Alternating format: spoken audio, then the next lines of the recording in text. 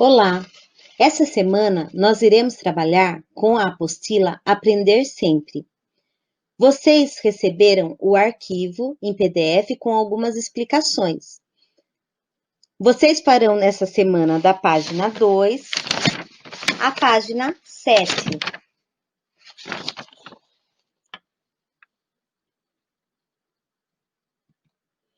A habilidade que nós trabalharemos será organizar os episódios principais de uma narrativa literária em sequência lógica.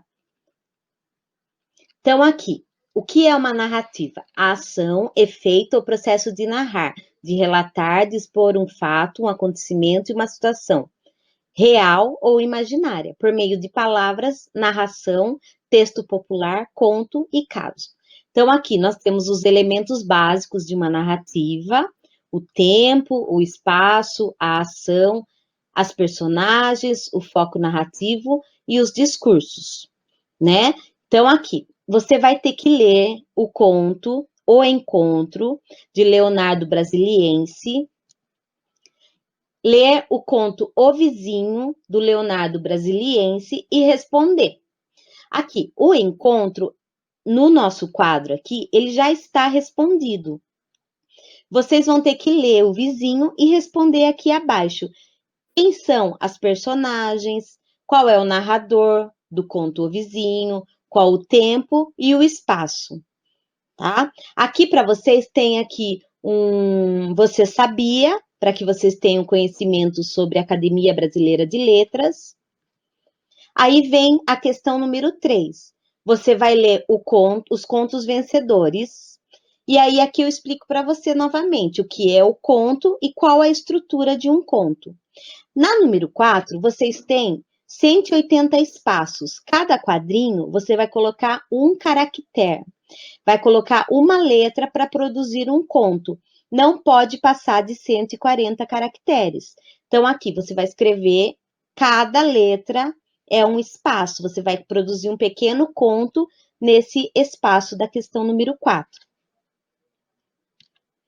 Na questão da leitura de Eduardo e Mônica, da música Eduardo e Mônica, eu coloquei aqui para vocês um link, tá? Que vocês vão poder assistir ao vídeo Eduardo e Mônica, e também vão poder fazer a leitura da música Eduardo e Mônica, tá? É uma música bem conhecida do Legião Urbana e foi composta pelo Renato Russo.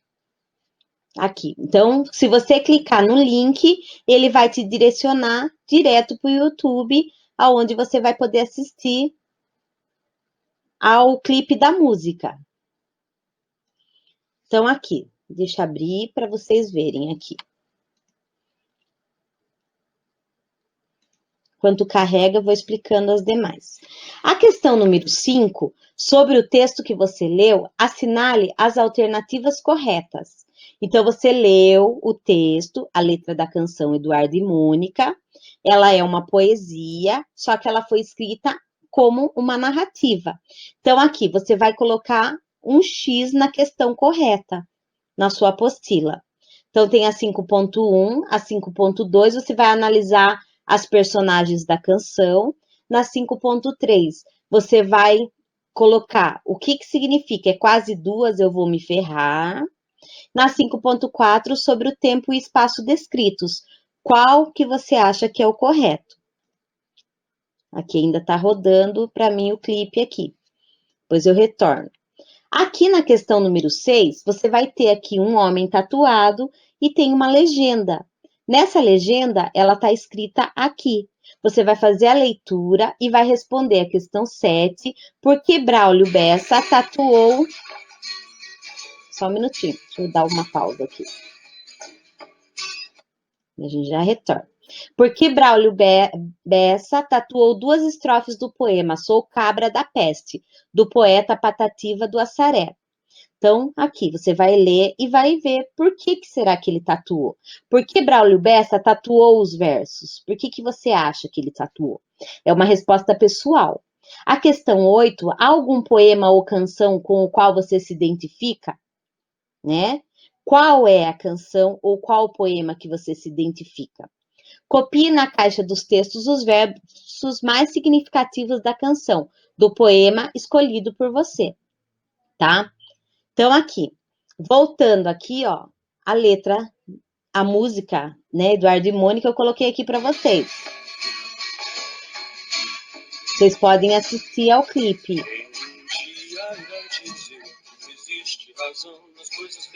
É uma música bem conhecida, tá? Então, acho que vocês até já ouviram a música. Tudo bem?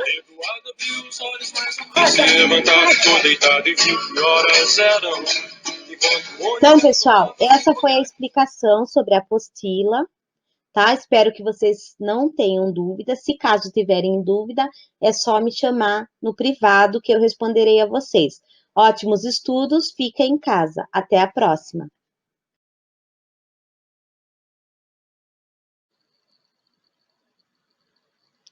Olá, pessoal. Aqui é a professora Patrícia para explicar a vocês o que faremos essa semana, no dia 26/5 a 29/5.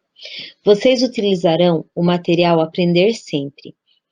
Farão das páginas 7 até a página 10, das questões da 10ª até a 20ª.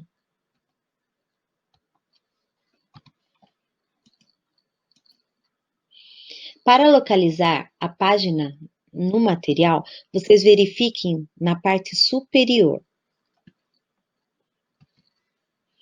Responder as questões da 10ª até a 20ª, das páginas 7 até a 10, no material Aprender Sempre. Esse material aqui.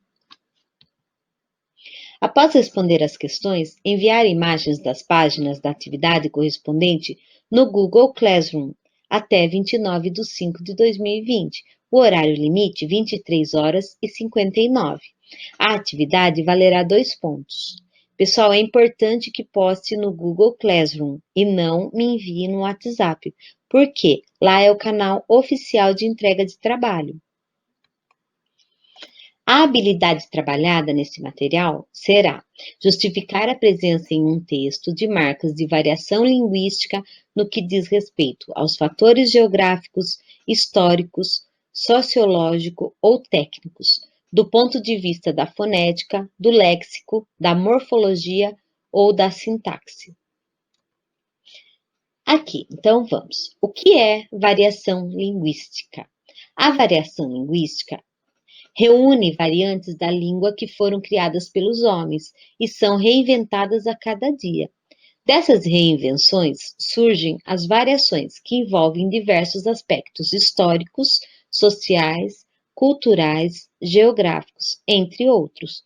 No Brasil, é possível encontrar muitas variações linguísticas, por exemplo, na linguagem regional.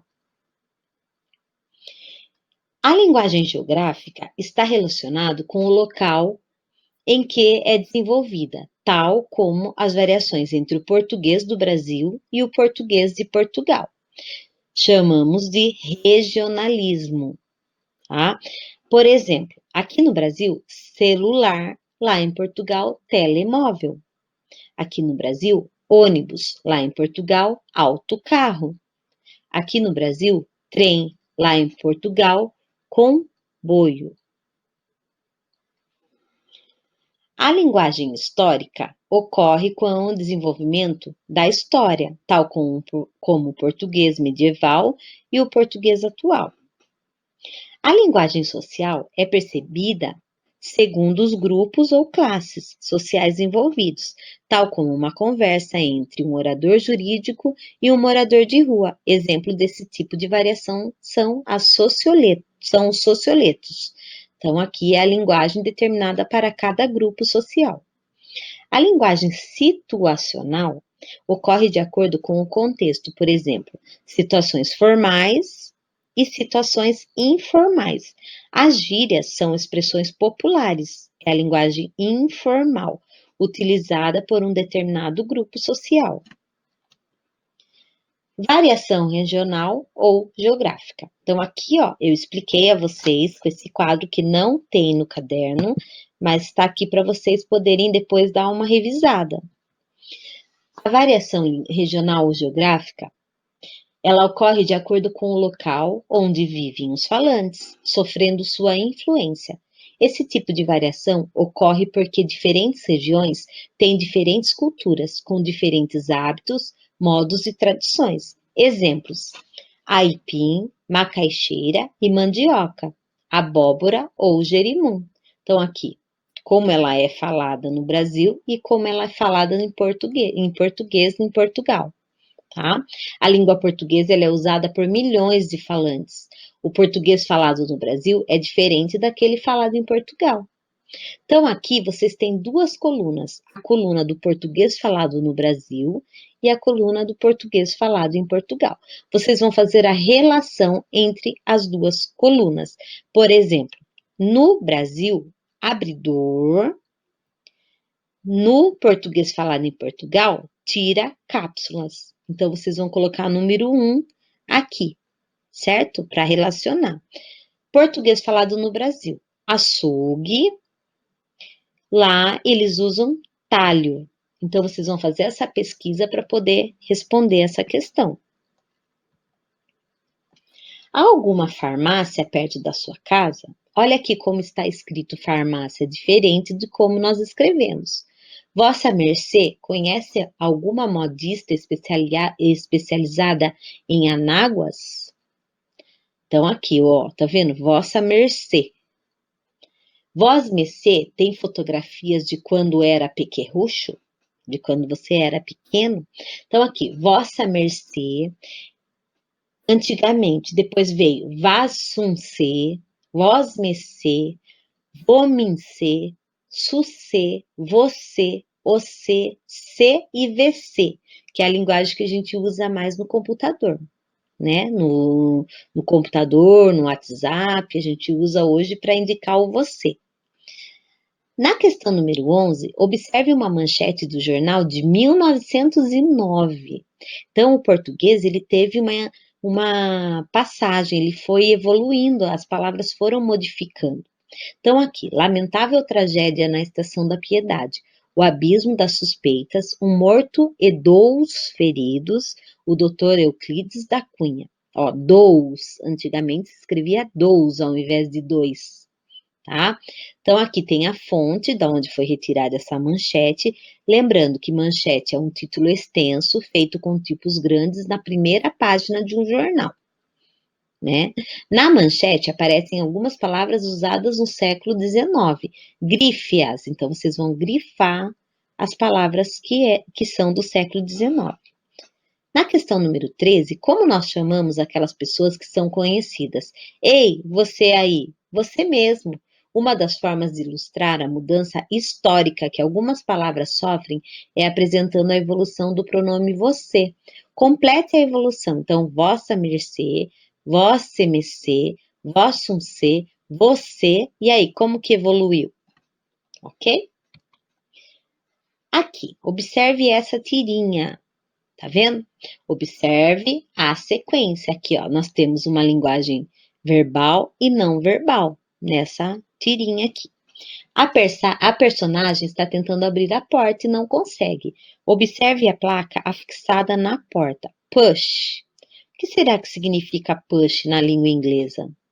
Então, vocês fazem a pesquisa para responder a questão número 15 e a 16 também. A questão número 17, em nosso país é comum irmos a shoppings e encontrarmos lojas com cartazes e faixas com inscrições como sale ou off, para indicar liquidação. Também ouvimos pessoas ligadas à informática dizerem deletar em vez de apagar, ou fazer um download em vez de copiar. O que você acha disso? Você acha correto empregarmos termos de outras línguas quando não há necessidade? Hoje nós usamos muitas palavras inglesas no nosso cotidiano. O que você pensa sobre isso? Leia os versos do poeta Carlos Drummond de Andrade. Antigamente, as moças chamavam-se mademoiselles e eram todas mimosas e muito prendadas. Mademoiselles é francês. Mademoiselles. Nos versos encontramos a variação. Qual é a variação que nós encontramos aqui? Retorne na explicação do começo dos slides para vocês verificarem. A questão 19. Brasil, Portugal, Angola, Moçambique e outros 5 países têm em comum. O que eles têm em comum? Será que é a localização geográfica? A religião? A língua portuguesa ou a bandeira? Então, verifiquem o que esses países têm em comum. O que é o estrangeirismo? É o uso de linguagem, frases ou modos estrangeiros. Estrangeirice são as palavras que nós usamos na nossa língua de outros países. A questão 20, leia o diálogo. Telefonista. China inbox. China inbox. Boa noite, cliente. Eu quero yakisoba. Telefonista. A taxa de delivery é R$10. Pode passar o endereço de entrega? Ok, anota aí. Posso encerrar o pedido? Pode sim. Quanto tempo o boy demora para entregar? 40 minutos, senhor. Vocês viram aqui apareceram várias palavras estrangeiras. Considerando a linguagem usada no diálogo, assinale a alternativa correta. Ok? Então, vocês vão olhar aqui e ver qual é a alternativa correta referente a esse diálogo. Estrangeirismo também tem várias palavras que nós usamos no nosso cotidiano. Coloquei aqui para vocês algumas delas.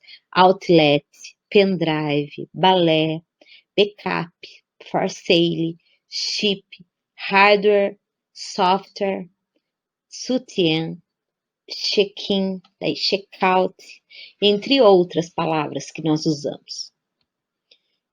Ok? Então, nós trabalhamos as variações linguísticas. Vocês têm também nesse slide um vídeo para vocês assistirem. Então, vocês verifiquem o vídeo que eu deixei aí para vocês, ok? Para compreenderem melhor os estudos. Fiquem em casa. Até em breve. Qualquer dúvida, só me chamar no privado. Muito obrigada e até mais. Ó, vou mostrar um pouquinho só do vídeo para vocês. Muito recorrente na prova do Enem, que é variação linguística. Na verdade, as variantes linguísticas é produto de uma vertente de estudo chamado sociolinguística. Que é isso? É você analisar a língua numa perspectiva social. Ou seja, a língua muda no tempo, no espaço, e existem vários fatores que fazem com que essas variações existam.